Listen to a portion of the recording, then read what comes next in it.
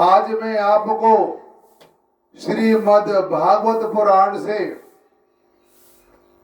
श्री कृष्ण के विरह में गोपियां कैसे तड़प रही हैं उसके बारे में संक्षेप में बताने जा रहा हूं। क्योंकि कल मैंने आपको बताया था कि भगवान कृष्ण ने रासलीला की थी गोपियों के साथ, तो गोपियों को यह मन में विचार आया कि भगवान हमको बहुत चाहते हैं और हम बहुत सुंदर हैं। जब भगवान ने यह बात देखी तो भगवान एकाएक वहां से अंतर्धान हो गए। जब अंतर्धान भगवान हो जाते हैं तो गोपियां कहती हैं भगवान कहाँ गए, कहाँ चले गए, कहाँ चले गए, ऐसे वो आपस में कानाफूसी करने लगी। तो सुखदेव जी कहते हैं कि परीक्षित, भगवान सहसा अंतर्धान हो गए। उन्हें न देखकर ब्रज युवतियों को कैसी दशा हो गई, जैसे यूथपति गजराज के बिना हथनियों की होती है। उनका हृदय विरह की ज्वाला से जलने लगा। भगवान श्री कृष्ण की मदन मत गजराज की सी चाल, प्रेम भरी मुस्कान, विलास भरी चितवन, मनोरम प्रेमालाप, भिन्न भिन्न प्रकार की लीलाओं तथा श्रृंगार रस की भाव भंगियों ने उनके चित्त को चुरा लिया था।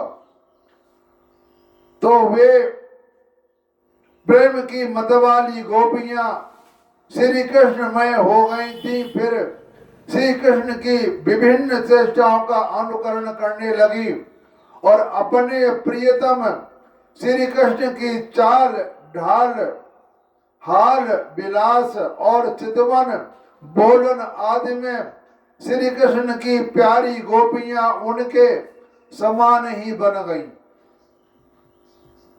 उनके शरीर में वही गति मति वही भाव भंगी उतर आई। वे अपने को सर्वथा भूलकर श्री कृष्ण स्वरूप हो गई और उनके लीला विलास का अनुकरण करने लगी। कहती हैं मैं श्री कृष्ण हूं, इस प्रकार कहने लगी। यानी जैसे हम लोग बच्चे खेल खेलते हैं, ऐसे वो गोपियां आपस में खेल खेलने लग गई। वे सब परस्पर मिलकर ऊंचे स्वर से उनके गुणों का गान करने लगी और मतवाली होकर एक वन से दूसरे वन में, एक झाड़ी से दूसरी झाड़ी में जा जाकर श्री कृष्ण ढूंढने लगी। तो परीक्षित, भगवान श्री कृष्ण कहीं दूर खड़े हो गए थे। वे समस्त जड़ चेतन पदार्थों में तथा उनके बाहर भी आकाश के समान एक रस स्थित ही है। वैसे मैं आपको एक बात बता देता हूं कि भगवान का जो असली स्वरूप है वो आकाशमय है। जो हमको आकाश दिखता है, जब इसके हम समीप जाते हैं तो उसका हमें अंत नहीं मिलता। आकाश ही आकाश दिखाई देता है, कहीं इसका छोर नहीं मिलता। इसी तरह में आकाश स्वरूप को ही भगवान मानते हैं। यही भगवान है, इसका ना कोई आदि है और ना कोई अंत। हमारे शरीर में आकाश की जगह 50% रहती है और पृथ्वी, अग्नि, वायु, जल 12.5% रहता है। तो अब आप अंदाज लगा लो कि आपके शरीर में भगवान कितना रहता है। 50%। वो तो समस्त जड़ चेतन पदार्थों में उनके बाहर ही आकाश के समान एक रस स्थित हो ही हैं। वे वहीं थे। उन्होंने तो, परंतु उन्हें देखकर गोपियां बृहस्पतियों में पेड़ पौधों से उनका पता पूछने लगी। जैसे हरिण भटकती है और कश्ती उसके टुड़ी के अंदर होती है और वो चारों तरफ भटकती है कि कहां पर है, कहां पर है, और होती है उसी के अंदर। ऐसे ही दशा गोपियों की हो गई। वो भगवान के लिए भटक रही है कि भगवान कहां चले गए हमें छोड़ करके। गोपियों ने पहले बड़े बड़े वृक्षों को जाकर पूछा, मतलब सबसे पूछा कि भगवान कहाँ है, भगवान कहाँ है। तुलसी से पूछा भगवान कहाँ है, भगवान कहीं नहीं मिले।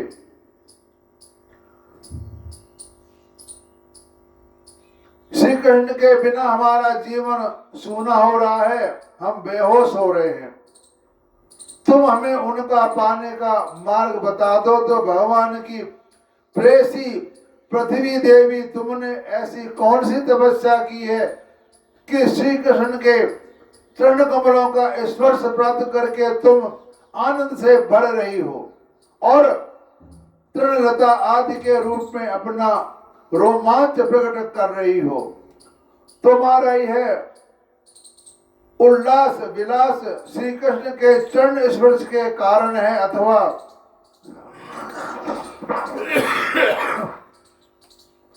वामन अवतार में विश्व रूप धारण करके उन्होंने तुम्हें जो नापा था उसके कारण है।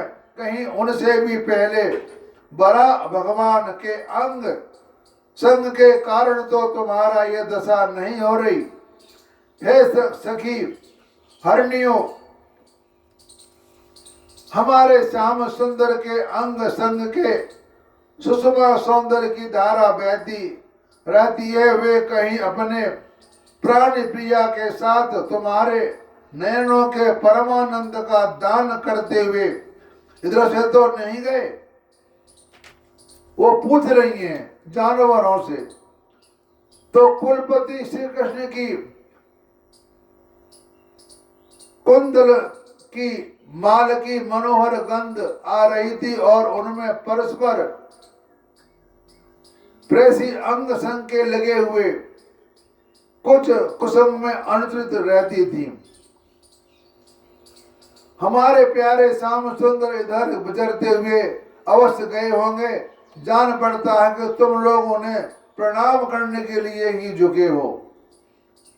पौधों से कह रही हैं, परंतु उन्होंने अपनी प्रेम भरी चितवन से भी तुम्हारी वंदना का अभिनंदन किया है। यह नहीं अरे सखी, इन लताओं से पूछो कि वे अपने पति वृक्षों को भुजा साम में बांधकर आलिंगन किए हुए हैं। इससे क्या हुआ? इनके शरीर जो पुलक हैं, रोमांच हैं, वह तो भगवान के नखों के स्पर्श से ही है।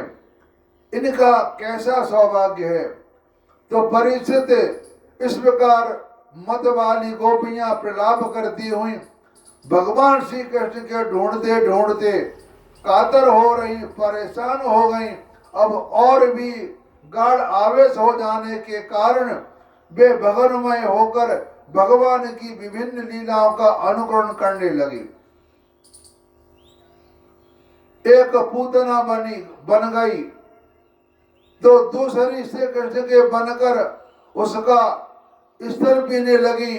कोई बछड़ा बन गया, किसी ने बाल कृष्ण बनकर रोते हुए उस पैर की ठोकर मारकर उलट दिया।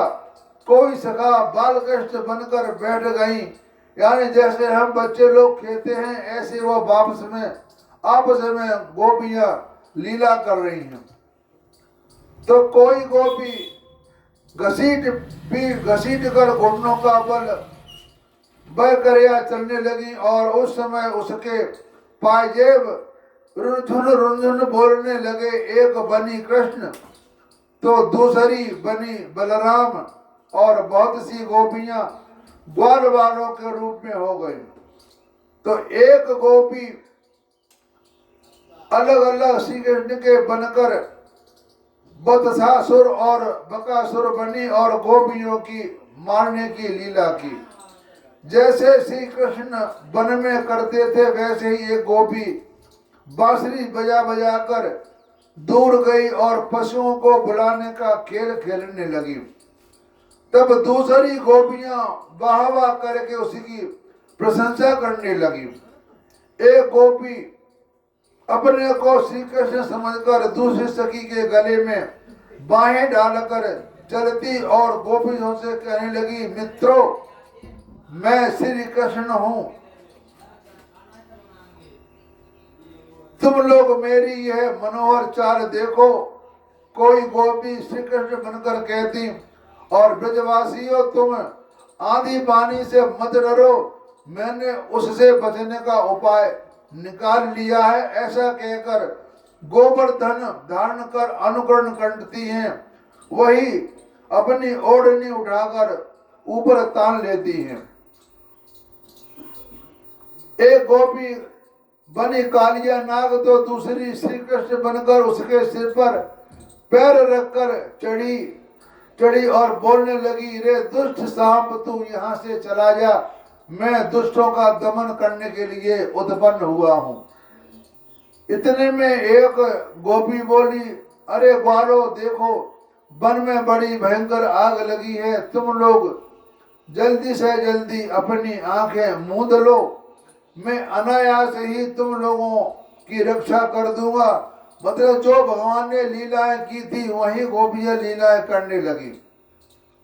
तो परीक्षित इस प्रकार लीला करते करते गोपियां वृंदावन के वृक्ष और लता आदि से फिर भी श्री कृष्ण का पता पूछने लगी। इस समय उन्होंने एक स्थान पर भगवान के चरण चिन्ह देखे, वे आपसे में कहने लगी, अवश्य ही ये चरण चिन्ह उदार शिरोमणि नंद नंदन श्याम सुंदर के हैं, क्योंकि इनमें ध्वजा, कमल, वज्र, अंकुश और आदि के चिन्ह स्पष्ट दिख रहे हैं। अवश्य ही सर्वशक्तिमान भगवान श्री कृष्ण का यह आराधना होगी, इसलिए इस पर प्रसन्न होकर हमारे प्राण प्यारे श्याम सुंदर ने हमें छोड़ दिया और इसे अकेले में ले गए हैं, एकांत में ले गए हैं। प्यारी सखियों, भगवान श्री कृष्ण अपने चरण कमल में जिस रस का स्पर्श कर देते हैं वह धन्य हो जाती है, उसके अहोभाग्य हैं, क्योंकि ब्रह्मा, शंकर और लक्ष्मी आदि भी अपने अशुभ नष्ट करने के लिए उस रज को अपने सिर पर धारण करते हैं।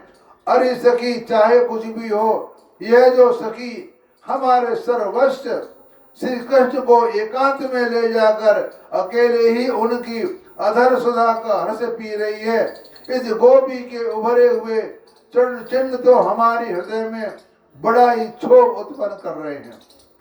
ये उस गोपियों के पैर नहीं दिखाई देते, मालूम होता है ये प्यारे श्याम सुंदर ने देखा होगा कि मेरी प्रेसी सुकुमार चरण कमलों की घास की नोक गढ़ती होगी, इसलिए उन्होंने उसे अपने कंधे पर चढ़ा लिया होगा। सखियों, देखो यहाँ प्यारे श्री कृष्ण चरण चिन्ह अधिक गहरे मालूम धसे हुए हैं। इससे सूचित होता है कि यहाँ वे किसी भारी वस्तु को उठाकर चले हैं और उसके बीच में उनके पैर जमीन में धस गए। हो न हो यहाँ उस कामी ने अपनी प्रियतमा को अवश्य कंधे पर चढ़ाया होगा। देखो यहाँ प्रेम परम प्रेमी ब्रज वल्लभ ने फूल चुनने के लिए अपनी प्रेसी को नीचे उतार दिया है और यहाँ परम प्रियतम श्री कृष्ण ने अपनी प्रेसी के लिए फूल चुने हैं। परम प्रेमी श्री कृष्ण ने कामी पुरुष के समान यहाँ अपने प्रेसी के केस संवारे हैं। देखो, अपने चुने हुए फूलों की प्रेसी चोटी में गुदने के लिए यहाँ अवश्य ही बैठे हैं। तो परिचित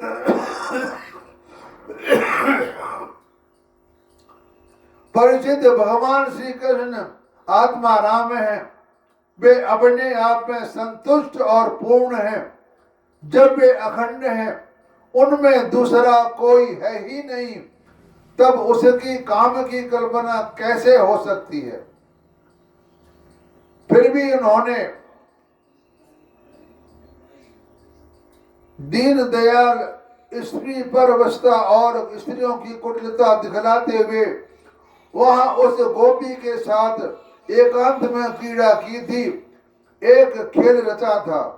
इस प्रकार गोपियां मतवाली सी होकर अपने शुद्ध बुद्ध खोकर एक दूसरे के भगवान श्री कृष्ण के चरण चिन्ह दिखलाती हुई वन वन में भटक रही थी। इधर भगवान श्री कृष्ण दूसरी गोपियों के वन में छोड़कर जिस भाग्यवती गोपी को एकांत में ले गए थे, उसने समझा कि मैं ही समस्त गोपियों में श्रेष्ठ हूं। इसलिए तो हमारे प्यारे श्री कृष्ण दूसरे गोपियों को छोड़कर जो उन्हें इतना चाहती हैं, केवल मेरा ही मान करते हैं, मुझे ही आदर दे रहे हैं। ये एक गोपी कह रही है कि देखो भगवान सब गोपियों को छोड़कर मेरे साथ रह रहे हैं, मैं बहुत सुंदर हूं, मैं बहुत भाग्यवान हूं। तो भगवान श्री कृष्ण ब्रह्मा और शंकर के भी शासक हैं। वह गोपी वन में जाकर अपने प्रेम और सौभाग्य से मतवाली हो गई और उन्हें श्री कृष्ण से कहने लगी, प्यारे मुझ में अब तो और नहीं चला जाता, मेरे सुकुमार पांव थक गए हैं, अब तुम जहां चलना चाहो मुझे अपने कंधे पर चढ़ाकर ले चलो। तो अपनी प्रीतमा की यह बात सुनकर श्याम सुंदर ने कहा, अच्छा प्यारी तुम अब मेरे कंधे पर चढ़ लो। यह सुनकर वह गोपी जो ही उनके कंधे पर चढ़ने लगी, त्यों ही श्री कृष्ण अंतर्धान हो गए। देखो भगवान का तमाशा, जब भगवान ने कहा कि तुम मेरे कंधे पर चढ़ लो, आ जाओ, जैसे ही कंधे पर चढ़ी त्यों ही भगवान अंतर्धान हो गए। और वह सौभाग्य से गोपी रोने पछताने लगी, हाय नाथ, हाय रमन, हे हाय प्रेष्ठ, हे महाभुज तुम कहाँ हो मेरे सखा, मैं तुम्हारी दीनहीन दासी हूँ, शीघ्र ही मुझे अपने सान्निध्य का अनुभव कराओ, मुझे दर्शन दो।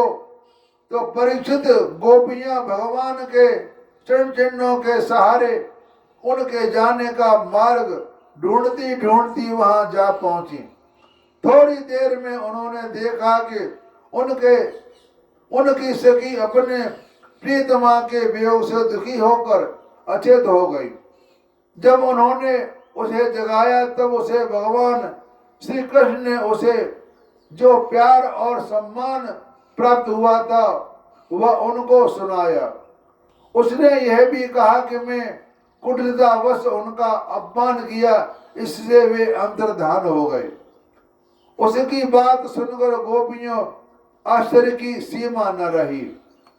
जब वो गोपियां पहुंची तो गोपी कह रहे हैं कि भगवान तो यहाँ आए थे, लेकिन यहाँ से भी वो अंतर्धान हो गए। यह बात सुन के गोपियां सारी आश्चर्य में पड़ गई कि यहाँ से भी अंतर्धान हो गए, हमको भी छोड़कर अंतर्धान हो गए, बड़ी आश्चर्य की बात है। इसके बाद वन में जहां तक चंद्रदेव की चांदनी छिटक रही थी वहां तक वे उन्हें ढूंढती हुई गई, परंतु जब उन्होंने देखा कि आगे घना अंधकार है, घोर जंगल है, हम ढूंढते जाएंगे तो श्री कृष्ण और भी उसके अंदर घुस जाएंगे, तब वे उधर से लौट आई। ऐसे ही हम जब माया के पीछे भागते हैं तो माया आगे भागती है। हम इतना भागते हैं कि माया हाथ नहीं आती।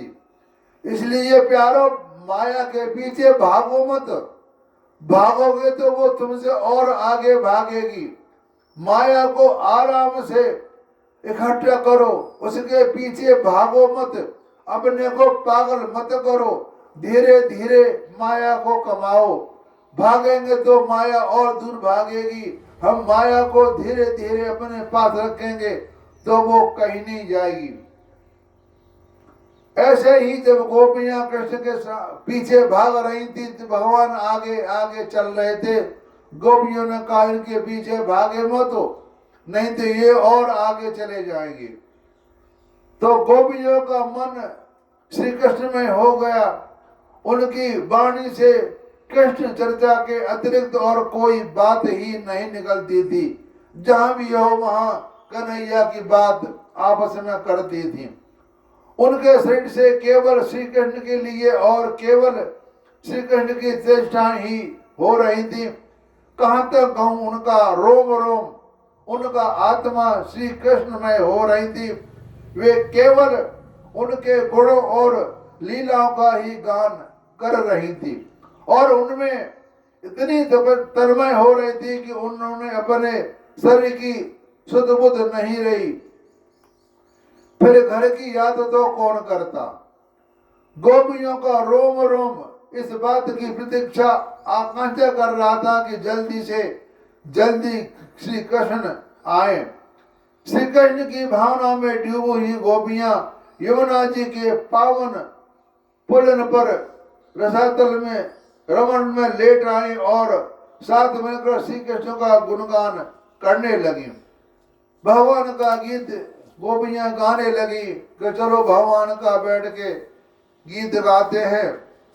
तो जब वो भगवान का गीत गाने लगी तो सुखदेव जी कहते हैं कि परीक्षित भगवान की प्यारी गोपियां विरह के आवेश में इस प्रकार भांति भांति से गाने और प्रलाप करने लगी। अपने कृष्ण प्यारे के दर्शन की लालसा से भी अपने को रोक न सकी।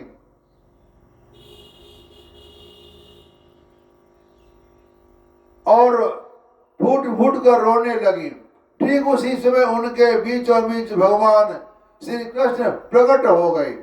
उनका मुख कमल मंद मंद मुस्कान से खिला हुआ था। गले में बनमाला थी, पीतांबर धारण किए हुए थे। उनका यह सब रूप क्या था। सबके मन को मथ डालने वाले, कामदेव के मन को भी मथने वाले था। कोटि कोटि कामों से भी सुंदर, परम मनोहर, प्रेम लब्धव श्याम सुंदर को आया देख गोपियों ने नेत्र प्रेम और आनंद से खिल उठे। कृष्ण भगवान ने कामदेव को जीते रखा था। कामदेव भगवान के पास नहीं आता था, उनसे बहुत दूर रहता था। वे सभी सब एक ही साथ इस प्रकार खड़ उठी हुई जैसे मानो प्राणहीन शरीर में दिव्य प्राणों का संचार हो गया हो। शरीर में एक एक अंग में नवीन चेतना, नूतन स्फूर्ति आ गई और गोपी ने बड़े प्रेम और आनंद से श्री कृष्ण के कर कमलों को अपने दोनों हाथों में ले लिया और धीरे धीरे उसे सहलाने लगे। दूसरी गोपी ने उनके चंदन चर्चित भुजदंड को अपने कंधे पर रख लिया। तीसरी सुंदरी ने भगवान का चबाया हुआ पान अपने हाथ में ले लिया। चौथी गोपी जिसके हृदय में भगवान के विरह से बड़ी जलन हो रही थी, बैठ गई और चरण कमलों को अपने वक्ष स्थल पर रख कर लिया। पांचवी गोपी प्रणय कोप से विहर होकर भौहें चढ़ाकर दांतों से होठ दबाकर अपने कटाक्ष बाणों से बिंदती हुई उनकी ओर ताकने लगी, बड़ा घूरने लगी। छठी गोपी अपने नरनिमेष नैनों से उनके मुख कमल का मकरंद रस पान करने लगी। परंतु जैसे संत पुरुष भगवान के चरण के दर्शन से कभी तृप्त नहीं होते, वैसे ही वह उनकी मुख माधुरी का निरंतर पान करते रहने पर भी तृप्त नहीं होती थी। सातवीं गोपी ने नेत्रों के मार्ग से भगवान के अपने हृदय में ले गई और फिर उसने आंखें बंद कर ली। अब मन ही मन भगवान का आलिंगन करने से उसका शरीर पुलकित हो गया, आनंदमय हो गया, रोम रोम खिल उठा और वह सिद्ध योगियों के समान परमानंद में मगन हो गई। तो परीक्षित जैसे मुमुक्षुजन यानी धर्मात्मा लोग परम ज्ञानी संत पुरुष को प्राप्त करके संसार की पीड़ा से मुक्त हो जाते हैं, वैसे ही सभी गोपियों का भगवान श्री कृष्ण के दर्शन से परम आनंद और परम उल्लास प्राप्त हुआ। उनके विरह के कारण गोपियों को जो दुख हुआ था उससे वे मुक्त हो गई और शांति के समुद्र में डूबने उतरने लगी। परीक्षित, यह तो भगवान श्री कृष्ण एक रस हैं, उनका सौंदर्य और माधुर्य निर्तिशय है, फिर भी विरह व्यथा से मुक्त हुई गोपियों के बीच में उनकी शोभा और बढ़ गई। ठीक वैसे ही जैसे परमेश्वर अपने नित्य ज्ञान बल आदि शक्तियों से सेवित होकर और भी शोभायमान होता है। इसके बाद भगवान श्री कृष्ण ने उन वृद्ध सुंदरियों के साथ लेकर यमुना जी के पुलों पर प्रवेश किया। उस समय खिले हुए कुंद और मंदार के पुष्पों से सुरभि लेकर बड़ी ही शीतल और सुगंधित मंद मंद वायु चल रही थी। तो गोपियों ने कहा कि नटनागर, कुछ लोग तो ऐसे होते हैं कि जो प्रेम करने वालों से ही प्रेम करते हैं, कुछ लोग प्रेम न करने वालों से भी प्रेम करते हैं, परंतु कोई कोई दोनों से ही प्रेम नहीं करते। प्यारे, इन तीनों में तुम्हें कौन सा अच्छा लगता है? गोपियां ने भगवान से पूछती हैं कि कुछ लोग तो ऐसे होते हैं जो प्रेम करने वालों से ही प्रेम करते हैं, यानी जो प्रेम आपस में करते उनसे ही प्रेम करते हैं। और नंबर 2, कुछ लोग प्रेम न करने वालों से भी प्रेम करते हैं। कुछ ऐसे होते हैं जो उनसे प्रेम नहीं करते लेकिन वे फिर भी प्रेम करते हैं। 2 और नंबर 3, कोई दोनों से ही प्रेम नहीं करते। कोई ऐसे लोग होते हैं कि प्रेम करने वाले से भी प्रेम नहीं करते और जो प्रेम नहीं करती उससे भी प्रेम नहीं करते।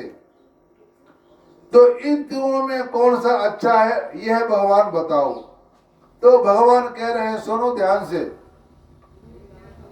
जो प्रेम करने पर प्रेम करते हैं उनका तो सारा उद्योग स्वार्थ को लेकर है। यानी जो हमसे प्रेम करता है हम उससे प्रेम करते हैं। एक उदाहरण ले लो, हम उसको पैसा देते हैं, वो हमें पैसा देता है, हम आपस में लेन देन करते हैं। तो यहाँ बात आ गई स्वार्थ की, कि वो हमारा काम करता है और हम उसका काम करते हैं। तो ये बात प्रेम में यहाँ ऐसे हम कर लेते हैं कि जो हमको लेता है तो हम उसको देता है और वो हमें देता है तो हम उसको दे देते हैं।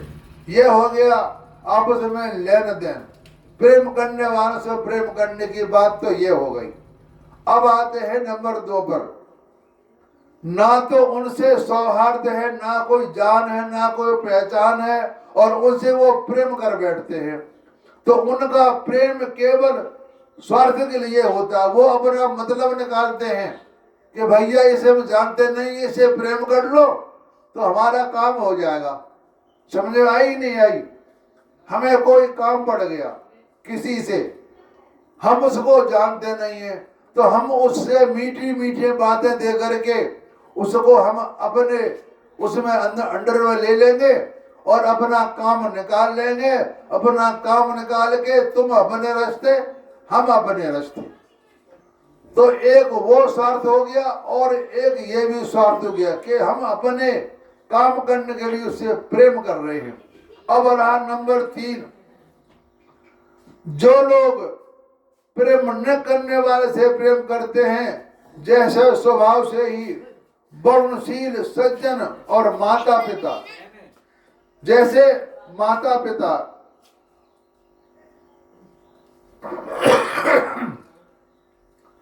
जो लोग प्रेम न करने वाले से भी प्रेम करते हैं, जैसे माता पिता,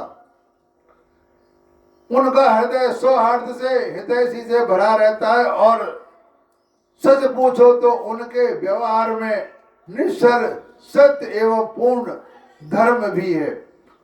कुछ लोग ऐसे होते हैं जो प्रेम करने वालों से भी प्रेम नहीं करते, न प्रेम करने वालों का तो उनके सामने कोई प्रश्न ही नहीं। ऐसे लोग 4 प्रकार के होते हैं।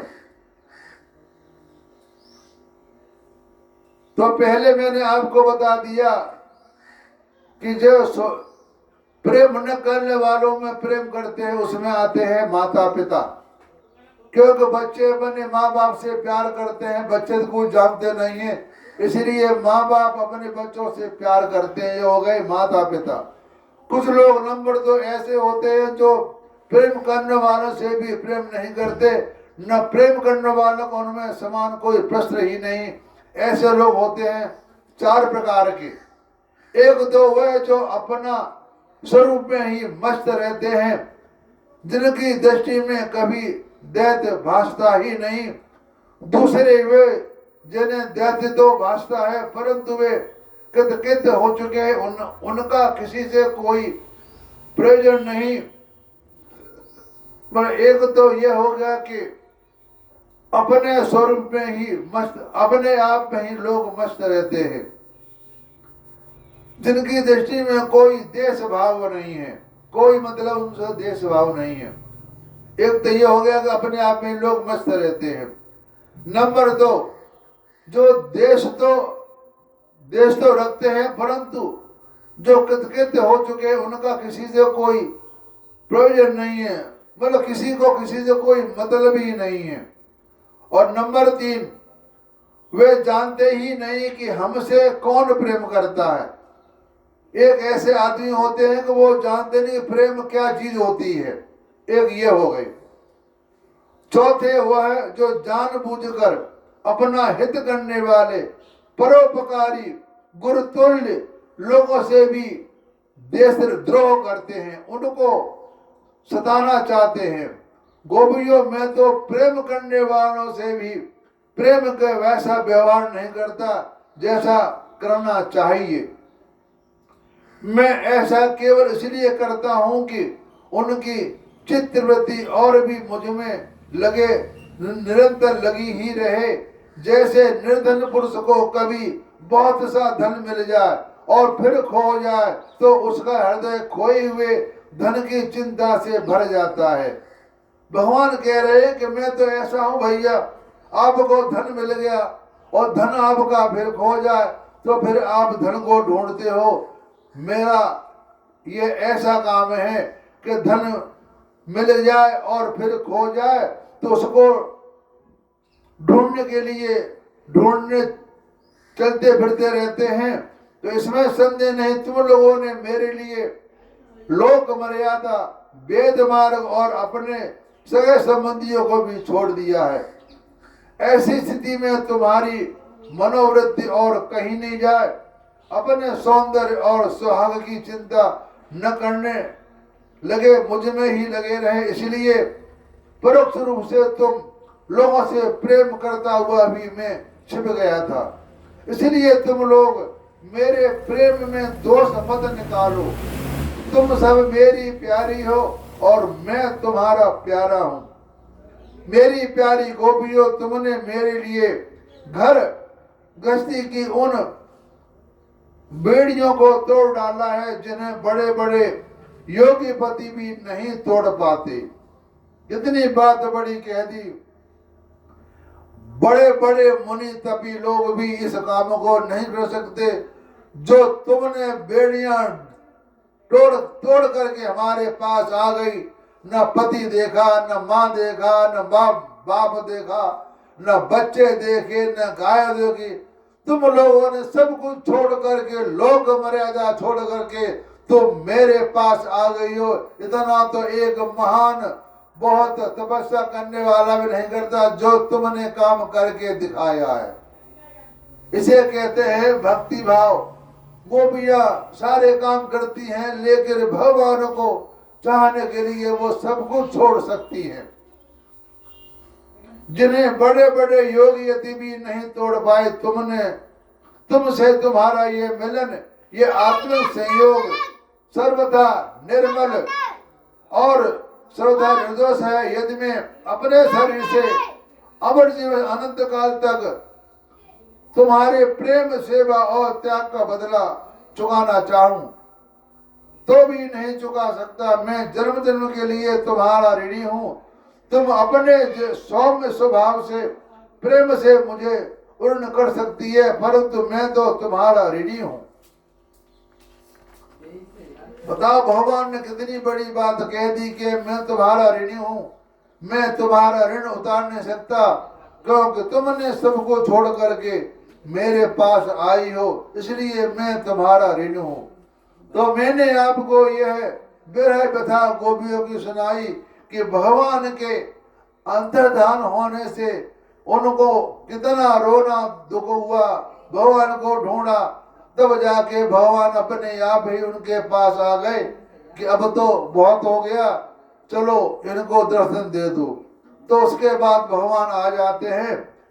इसके बाद में आपको आगे का कथा सुनाऊंगा जो महारास लीला है।